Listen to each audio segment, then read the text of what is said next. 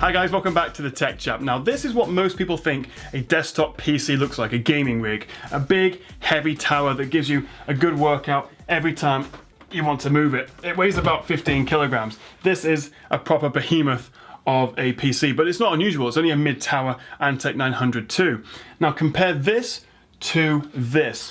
This is the Silverstone Raven RVZ02 case, and if I put it side by side, you'll see it is a lot smaller. It's lighter, thinner, narrower, pretty much in every dimension. It's a lot smaller. Anyone can build a mini ITX PC like this, and it's so small, it's so much more convenient. It is literally console size.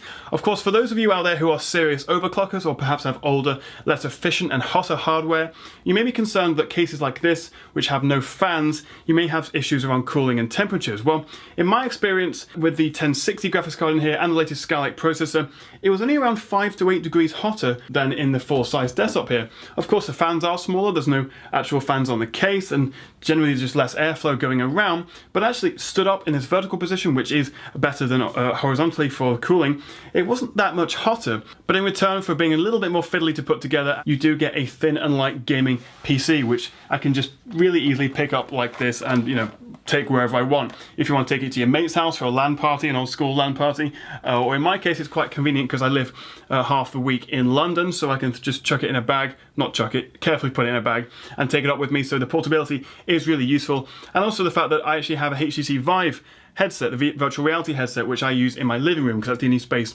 actually is big enough for the Vive. But there's no reason that the next build that you guys have, whether you build it yourself, you know, buy a pre-built one, it shouldn't be a mini ITX PC like this because there's really not that many compromises at all. You can still get the same speed, the same performance out of it in something that's just a lot easier to move about or have about in your house.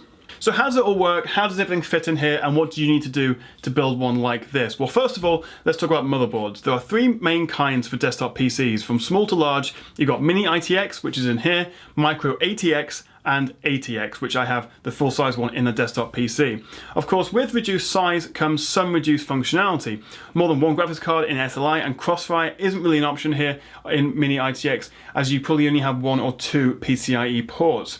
And there's only 2 RAM slots on these motherboards as well. Yet despite that, this Raven case can still fit 2 solid state drives, a slim optical disk drive, and crucially a full-size 13-inch graphics card, so you can stick your GTX 1080 or your Titan X in here if you want to. And while in the past we may have worried about temperatures and overheating, these latest Pascal graphics cards from Nvidia and Polaris from AMD are not only faster, cooler, quieter, and more power efficient, but they also offer the latest ports, including HDMI 2.0B and DisplayPort 1.4. So it's a perfect time to build a new PC, and why not go for a more portable, still powerful mini ITX build? So I've gone with the Asus Z170i Pro gaming motherboard. It's a great choice and the one I'm using in this machine. For the processor, I went with the top-end Intel i7 Skylake 6700K. Now I do a lot of video editing, so I make use of the hyper-threading technology, but if you're just doing it for gaming or you want to spend a little bit less money, the i5 6600K is probably the best option, particularly for gamers. For cooling, I went with the Silverstone SST AR06, which is quite a bit better than a stock Intel fan, but still small enough to fit in this case. As for the RAM, since there are only 2 slots available in the Raven case, I opted for 2 8GB 3200 MHz DDR4 G-Skill modules. As for storage, well, this motherboard does support the latest M2 storage, which is super fast, but still quite expensive, and since I already had a couple of SSDs for my old desktop PC, I just used those. As for graphics, I've chosen to go with the Asus ROG Strix 1060 OC. It's a terrific card and great for gaming at 1080p and 1440p.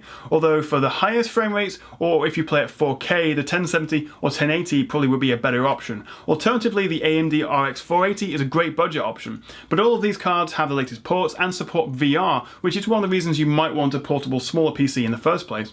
As for the power supply, I'm using the Corsair SF600, so I've got 600 watts to play with, but how much power you need depends on what components you use. PC Part Picker is a great tool for adding all of your components together and then seeing what the power requirement would be for them. But importantly, for use in these small PCs, you need to get a SF or SFX power supply, which stands for small form factor. Standard power supplies simply won't fit.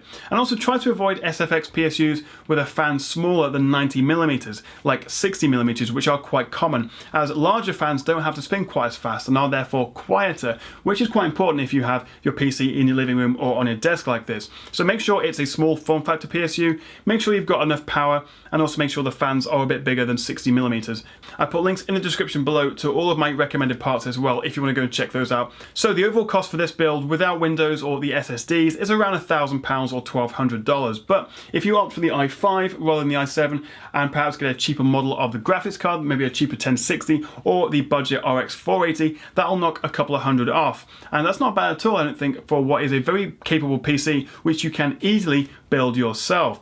So that's the big question really. How easy is it to build a mini ITX PC like this? Well, of course, the benefit of full size or mid-tower PCs is there's loads of room to install all the components. Cable management is much easier and it's generally a simpler experience. So most people think building mini ITX PCs like this are going to be really hard and are to be avoided. But while it definitely depends on the case you go for, I was honestly surprised how easy it was working with this Silverstone Raven case. I'll admit there were a couple of points where I needed tweezers to slot in some of the power cables in the motherboard, but other than that, it was a really straightforward process. And the best part about this case is that the graphics card has its own compartment. You get a PCI extender bundled with the case, which is on the other side of all the other components, so it's much better for cooling, it's much easier for swapping cards in and out. It's as simple as just slotting the card in and then plugging in the 6-pin power supply. Now, I won't go into the full details of how to build a PC in this video, as that probably deserves one by itself, but here's a quick time lapse of how it all went together.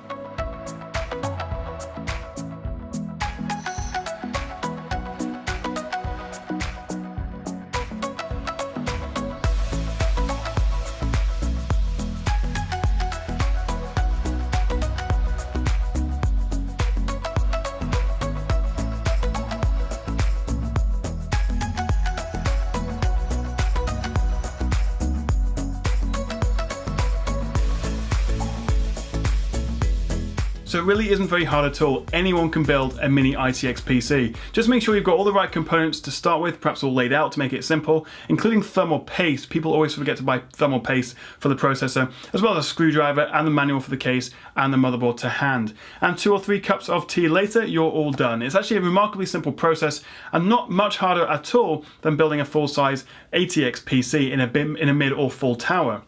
So you could have yourself a portable and powerful desktop PC, not much bigger than an Xbox One console, that looks great on your desk or in your living room as a media PC, wherever you want it. And that really is why your next PC, whether you're building yourself or buying one, should be a mini ITX build. I do wholeheartedly recommend this Silverstone Raven RVZ02 case as well. And no, they're not paying me to say that. I promise you I bought this myself. Of course, there are other great mini ITX PC cases like the NZXT Manta, the Corsair 250D, the Fractal 500, or the Thermaltake Core V1. They're all great and there's a wide range to choose from, so it really comes down to your budget and the reviews. Do take a look at some of the reviews, but personally I'm really happy with this Raven. So if you have any questions, do let me know in the comments below and I'll do my best to respond. And as I say, I've listed all of the components I've used in this build in the description below this video, as well as a couple of the other budget options if you want to save a few bucks or quid here and there. Thank you very much for watching, guys. Please do like, share and subscribe if you enjoyed the video, and I'll see you next time right here on the Tech Chat.